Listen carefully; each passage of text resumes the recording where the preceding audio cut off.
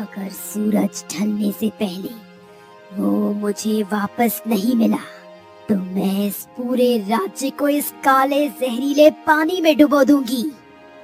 जलपरी जी देखिए, शांत हो जाइए। हम आपका दिल वापस करने ही आए थे, लेकिन वो फूल अब... मुझे बहाने नहीं सुनने। जिसने भी मेरा फूल चुराया है मैं उसे तड़पा तड़पा कर मारूंगी। हमने उसे चुराया था जलपरी। महाराज, आप ये क्या कह रहे हैं? ये सच है। मेरे लालच और हमारे घमंड ने वो फूल उठाया था। इस लड़के का कोई दोष नहीं है। इसने तो मेरी जान बचाई है। अगर तुम्हें सजा देनी है तो हमें दो। हम अपने राज्य की निर्दोष जनता को अपने पापों की सजा नहीं भुगतने देंगे। अरे वाह वाह, क्या बात है। एक इंसान, एक राजा जो अपनी जान की परवाह किए बिना अपनी गलती मान रहा है, ये बहुत अनोखी बात है। लेकिन तुम्हारा ये पश्चाताप मेरे किसी काम का नहीं है। मुझे मेरा फूल चाहिए।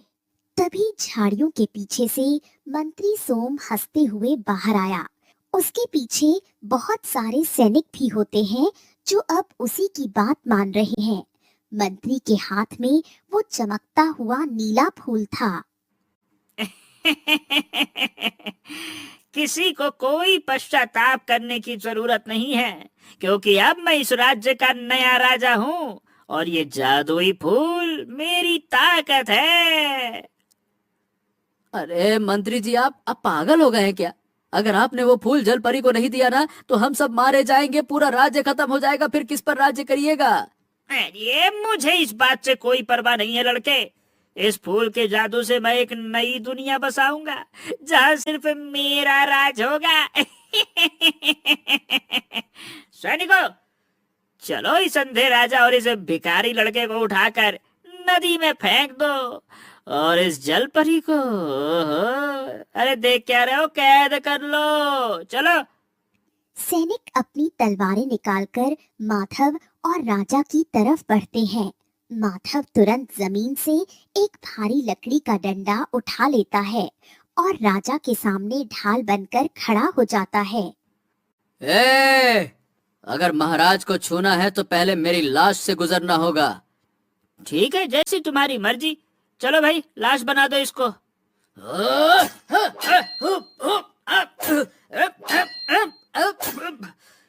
माधव सैनिकों से भिड़ जाता है। वो अपनी पूरी ताकत से लाठियां चलाता है। जलपरी मीरा भी गुस्से में नदी के पानी की विशाल लहरें सैनिकों पर मारती है, जिससे कई सैनिक दूर जा गिरते हैं। इसी अफरा तफरी में एक सैनिक मंत्री सोम से टकरा जाता है। अरे मूर्ख, संभल कर। अरे टक्कर की वजह से मंत्री के हाथ से वो जादुई फूल छिटककर हवा में उछल जाता है। महाराज, फूल! माधव सैनिकों को धक्का देकर पूरी ताकत से हवा में छलांग लगाता है और उस नीले फूल को पकड़ लेता है। सूरज बस ढलने ही वाला था। माधव बिना एक पल सोचे वो फूल जलपरी मीरा की तरफ जोर से उछाल देता है। हाँ, जलपरी जी, ये रहा आपका दिल। फूल जैसे ही जलपरी के हाथों में पहुंचता है, एक तेज नीली रोशनी फैल जाती है। नदी का काला जहरीला पानी तुरंत साफ होकर मोतियों की तरह चमकने लगता है। जलपरी मीरा मुस्कुराती है। तुमने आज सिर्फ मेरी जान नहीं बचाई है लड़के, तुमने अपने पूरे राज्य को एक नए जीवन का वरदान दिया है। तुम्हारा दिल सोने से भी ज्यादा शुद्ध है। मंत्री सोम डर के मारे जमीन पर गिर पड़ा। नहीं नहीं नहीं नहीं नहीं नहीं नहीं, मेरी ताकत, मेरी गद्दी, मेरी ताकत, मेरी गद्दी, मेरी गद्दी। सैनिकों, अगर तुम लोगों में अपने असली राजा के लिए जरा सी भी वफादारी बची है तो इस गद्दार मंत्री को जंजीरों में जकड़ लो और इसे काल कोठरी में कैद कर दो। ले जाओ इसे। जो सैनिक बच गए थे वो अपनी गलती समझकर तुरंत मंत्री सोम को पकड़ लेते हैं। जल परी मीरा धीरे से राजा सूर्य के पास आती है। राजा सूर्य, तुम्हारा घमंड आज टूट चुका है। तुमने एक सच्चे राजा की तरह अपनी प्रजा के लिए मौत को गले लगाने की हिम्मत दिखाई। इस पवित्र नदी का पानी तुम्हें तुम्हारी आंखें वापस करता है। जल परी नदी के पानी की कुछ बूंदें राजा की आंखों पर छिड़कती है। एक ठंडी चमक के साथ राजा सूर्य की आंखों की रोशनी वापस आ जाती है। वो पलकें झपकता है और माधव को देखता है। हैं? हाँ हाँ, ये क्या मैं देख सकता हूँ, मैं फिर से देख सकता हूँ। हाँ, धन्यवाद जलपरी जी, धन्यवाद। जल परी पानी के अंदर चली जाती है।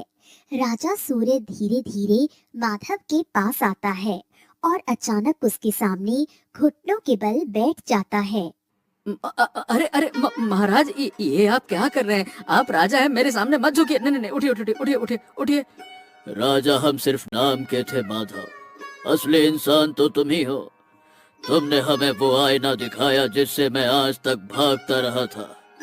मैं वादा करता हूँ तुम्हारी बहन का इलाज दुनिया के सबसे अच्छे वैद्य करेंगे, और अब से ये राज्य सिर्फ ताकत से नहीं, न्याय से चलेगा, न्याय से। महल में वापस आते ही ढोल नगाड़ों के साथ राजा सूर्य का स्वागत होता है। पूरे राज्य में खुशियों की लहर उठती है और सभी बहुत प्रसन्न होते हैं। कुछ समय बाद माधव की बहन भी बिल्कुल ठीक हो जाती है और वो भी खुशी खुशी रहने लगते हैं।